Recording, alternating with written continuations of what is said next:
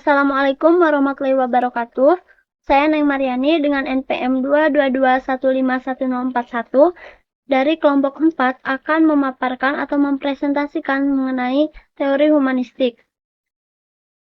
Video ini saya buat untuk memenuhi salah satu tugas mata kuliah belajar pembelajaran yang diampu oleh Bapak Dian Kurniawan, Magister Pendidikan. Untuk submaterinya yang pertama ada definisi teori humanistik, tokoh teori humanistik, prinsip teori humanistik, pandangan teori humanistik terhadap pembelajaran, praktek dan evaluasi pembelajaran teori humanistik, dan yang terakhir implementasi pelaksanaan teori humanistik. Nah, untuk yang pertama yaitu definisi teori humanistik. Humanistik ini berasal dari kata human atau al-insa yang berarti manusia. Nah, pada dasarnya teori humanistik adalah teori belajar yang memanusiakan manusia, di mana pembelajarannya itu dipusatkan pada pribadi seseorang. Nah, teori humanistik dalam pembelajaran ini juga menekankan bahwa setiap individu adalah makhluk yang unik, memiliki potensi untuk berkembang dan perlu diperlakukan secara manusiawi dalam proses belajar. Dalam teori ini, belajar bukan sekedar menghafal atau memahami materi, tetapi juga tentang bagaimana individu tumbuh secara intelektual, emosional, sosial, dan moral. Nah, teori humanistik ini disebut sebagai teori belajar yang memanusiakan manusia karena teori ini menempatkan peserta didik sebagai individu yang bebas, unik, dan memiliki potensi untuk berkembang sesuai dengan caranya sendiri. Dan pembelajarannya juga tidak hanya berorientasi pada hasil akademik saja, tetapi juga pada perkembangan pribadi dan sosial peserta didik. Selanjutnya yaitu teori belajar humanistik menurut pakar atau ahli. Yang pertama ada Arthur Combs. Nah, beliau ini menekankan pentingnya memahami perspektif siswa dalam pembelajaran. Beliau juga berpendapat bahwa siswa harus menemukan makna dalam proses belajar agar dapat menerapkan pengetahuan dalam kehidupan sehari-hari. Selain itu, beliau juga menekankan bahwa setiap individu memiliki potensi yang harus direalisasikan, di mana beliau ini membagi konsep ke dalam 5 aspek. Yang pertama peluang, kedua kebutuhan manusia, kendala fisik, konsep diri, dan penolakan terhadap ancaman. Nah, menurutnya, kenakalan siswa yang sering terjadi itu disebabkan oleh lingkungan belajar yang tidak menarik dan kurang memuaskan. Oleh karena itu, guru perlu menciptakan pembelajaran yang menarik agar siswa lebih terlibat dan sikapnya berubah menjadi lebih positif. Tokoh yang kedua yaitu Abraham Maslow. Nah, menurut Maslow, manusia dimotivasi oleh sejumlah kebutuhan dasar yang bersifat sama untuk seluruh manusia. Pentingnya kesadaran akan perubahan individu dengan memperhatikan aspek-aspek kemanusiaan, proses belajar yang ada pada diri manusia adalah proses untuk sampai pada aktualisasi diri. Belajar adalah mengerti dan memahami siapa diri kita, bagaimana menjadi diri sendiri, dan apa potensi yang kita miliki. Maslow membagi kebutuhan manusia menjadi 5 tingkatan, yaitu kebutuhan fisik, kebutuhan rasa aman, kebutuhan sosial, kebutuhan pengakuan, dan kebutuhan aktualisasi diri. Di mana untuk tingkatan yang paling dasar yaitu kebutuhan fisiologis seperti di tingkatan pertama ini membutuhkan udara, air, makanan, pakaian, dan lain-lain. Nah, ini untuk gambar 5 kebutuhan manusia menurut Maslow. Selanjutnya yaitu Rogers.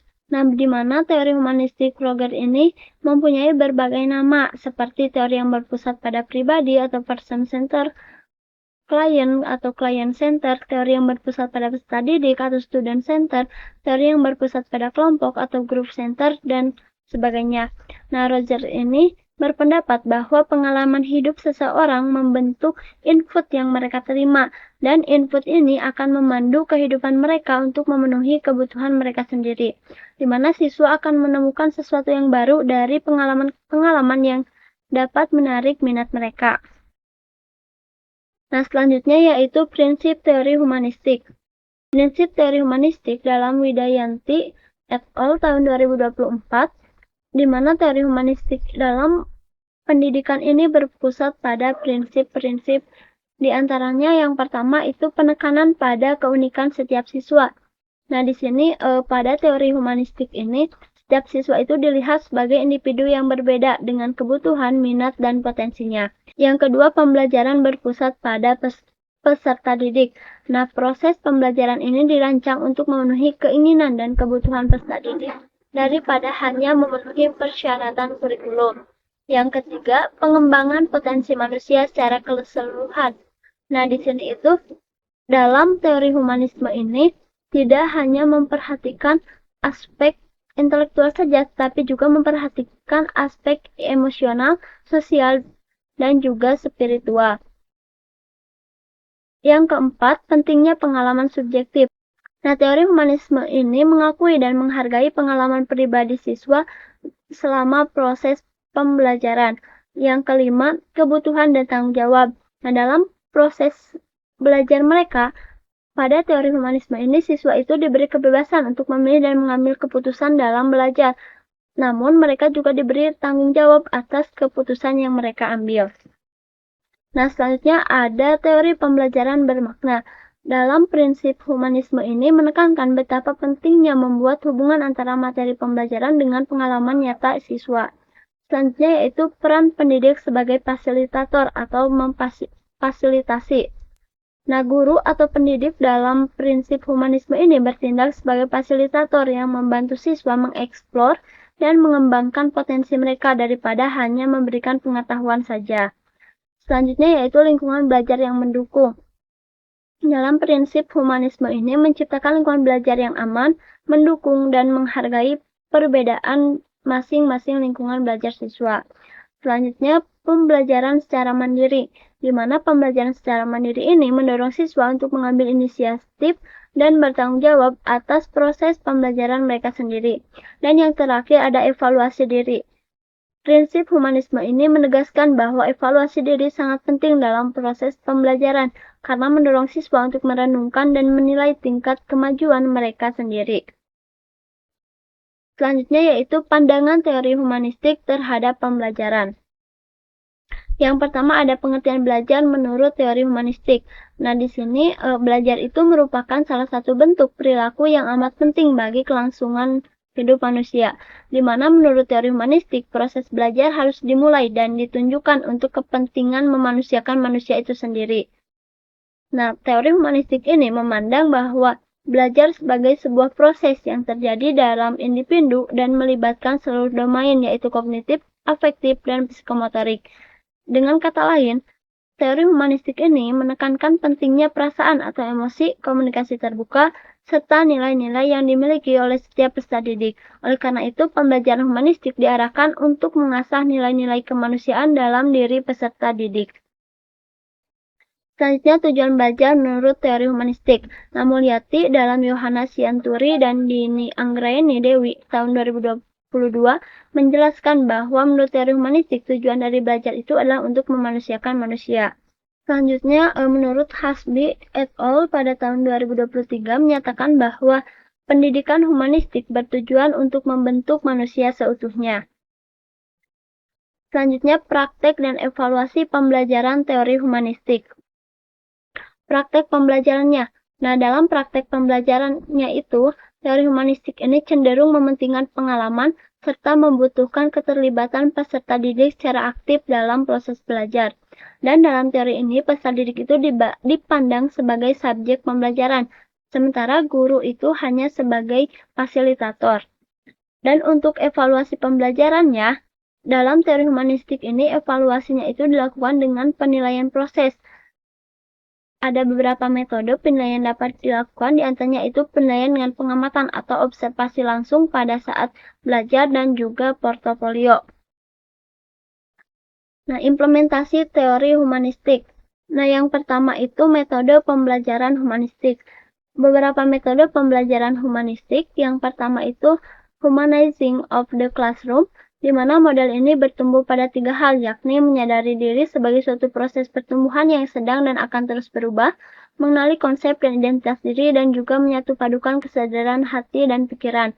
Yang kedua, active learning, merupakan strategi pembelajaran yang lebih banyak melibatkan peserta didik dalam mengakses berbagai informasi dan pengetahuan untuk dibahas dan dikaji dalam proses pembelajaran di kelas.